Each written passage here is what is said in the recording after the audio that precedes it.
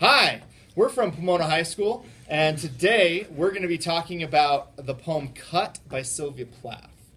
And I want to start us off talking about just the basic plot of the poem, because there is a story here, right? It's a very simple story. Dakota, what's the story of the poem? She's slicing an onion and she cuts her finger off. She's slicing an onion and she cuts her finger off, right? And then she goes into all this detail about what it means and all these metaphors and stuff. Here's the question, though, that I think we all have to ask ourselves. Is this cutting of the thumb accidental or on purpose? And I think that we could find clues to support both. But let's talk about that. What clues do we have? Do we think that it is accidental? Or maybe we'll just go around the circle and see everyone's opinion. You have to find evidence, though, to prove your point. Let's start with Donnie. What do you think? Accident or on purpose? I think it's kind of on purpose because the first line in the first stanza says, like, what a thrill. What a thrill. And, I mean, that's not how I would feel if I cut my thumb. I would, like, on accident, I'd be like, oh, dang. I wouldn't be like, oh, yes, I just cut my thumb. Oh, dang. Bridget, what do you think? I think it's accidental. And I think the biggest reason why is when it talks about I have taken a pill to kill the thin, papery feeling. To me, that sounds like a painkiller, and it feels like if somebody meant to do this and cut their thumb, then they wouldn't immediately be rushing for a painkiller. Okay. Ernie? Well, I'd say it's on purpose. Because, well, right here she's a little pilgrim. The Indian axed your scalp. You don't do that on accident. They're there to kill you. And it seems like she was there to cut her own thumb. All right. Drew? I think it's accident with intention. So, I mean, you're going about... So she accidentally did it, but she kind of likes it. Yeah, exactly. It's like, so some people make decisions that, you know, are kind of risky decisions, but, you know, sometimes you like the outcome and sometimes you don't, but you go in knowing the consequences, and I think in that it's intentional. So that she knew that was going to happen. She liked it. Interesting. So I thought it was on purpose because, like, in the second line it says, like, my thumb instead of an onion. So, like, there's a choice between which one she cut, and then she goes into detail through the whole thing about the actual, like, cut. Okay. Lillian? I agree with Drew on that it wasn't intentional, but she kind of likes it because it's like, what a thrill. That sounds almost surprised to me that it happened, but she's happy that it happened. I'd say it's on purpose because in the last stanza, she says, tre-pinned veteran, dirty girl. So, like, almost she's a veteran, like, she's done this before. And it's like, she may feel bad about it, but she keeps doing it. She's Yeah. dirty. Okay. What about the line, what stanza? 1, 2, 3, 4, 5. The line, a celebration this is, right? I think that could also add to our argument that maybe this is not an accident. Maybe that she's cutting her thumb on purpose. Let's go back to stanza 1, though, real quick. And we have, what a thrill, my thumb instead of an onion, the top quite gone, except for a sort of hinge of skin, right? So talk to me about the word hinge. Bridget? I don't like it. It's terrible imagery. You don't like this imagery I of... hate the image I'm getting from that word. Okay. It's a really gross image. What is a hinge? That's what a door swings on. It's like a small portion of the thumb is left on, but the rest can just swing freely, so it's... Yeah, so that's the image we're getting, but literally a hinge is... That's what a door swings on. Or a cabinet, right? It's the thing that opens and closes. Yeah, the thing that allows it to swing, right? So using this word hinge, what is she suggesting? Like, She opens and majority closes. of, like, the thumb is, like, cut. So Okay. it's like deep enough that you can actually, like, voluntarily move it, I guess. Okay. Other ideas? She willingly opens and closes it, maybe. Okay. Like, maybe she's done it before because if you're opening and closing a door, you do it multiple times, and if it's like a hinge, then it's happened before. So maybe she uses that imagery to help us see it as a doorway, right? Like this is something, a doorway into what? Thought. Thought. Talk to us more about that idea. Well, so she goes down on the 1, 2, 3, 4, fifth, down on the fifth passage again. Redcoats every one. I'm thinking about redcoats maybe as in blood, and she's going on to this way outspoken kind of idea just from the simple image of a cut thumb. Maybe, you know, accidents happen and it leads into all of these results that have like changed history or changed the course of history.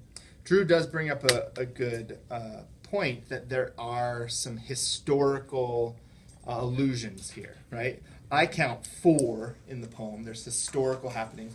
Let's find the 4 of them, and then maybe we'll talk about what is the importance of the historical allusions. What's one of them, Dakota? Well, the first one is the Pilgrims and Indians. So sort of, and the Indians axed your scalp, so it's not a time of peace, but a time of war. Yeah, and then it also has the word pilgrim, right? So, you know, Native Americans, pilgrims, that sort of thing. What's the next one? Redcoats. Redcoats. 1 million soldiers run, redcoats, everyone. What historical event? Revolutionary War. All right, good. What's the next one? Kamikaze. Yeah, saboteur, kamikaze man. What would that suggest?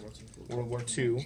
All right. And then the last one, The Civil War. the Ku Klux Klan. That's not just civil. That's Not like, just Civil that's War. still around. Yeah. Like the Racial 50s and 60s. Yeah, like civil like rights a- movement yeah. is more what I think of when I think Ku Klux Klan, right? Ku Klux Klan. I can't say that. KKK. Yeah, KKK.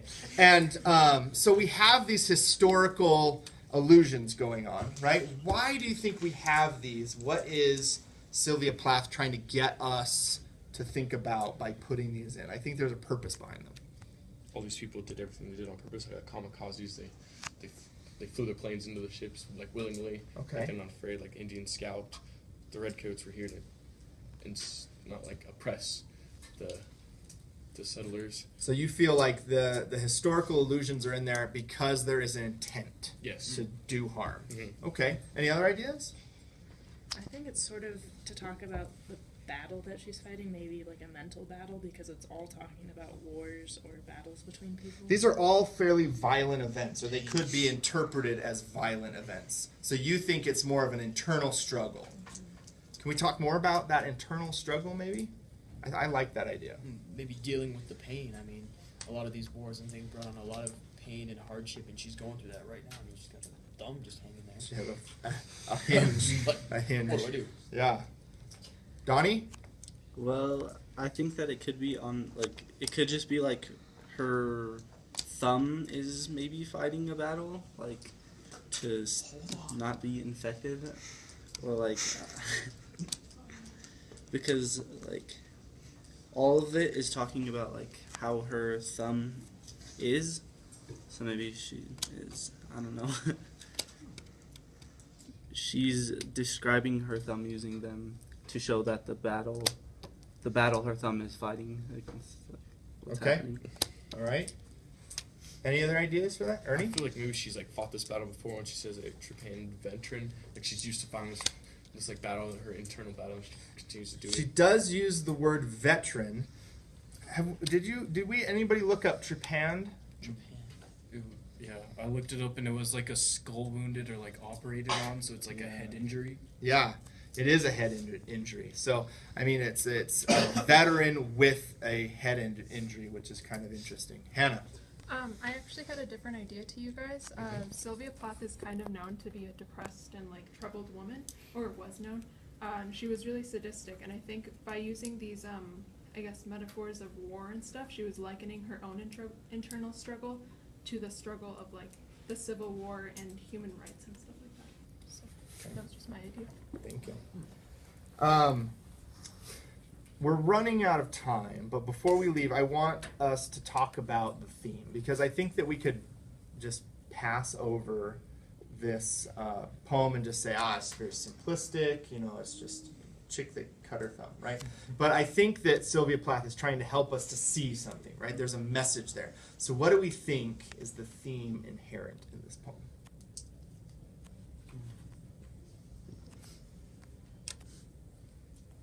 Internal battle, maybe.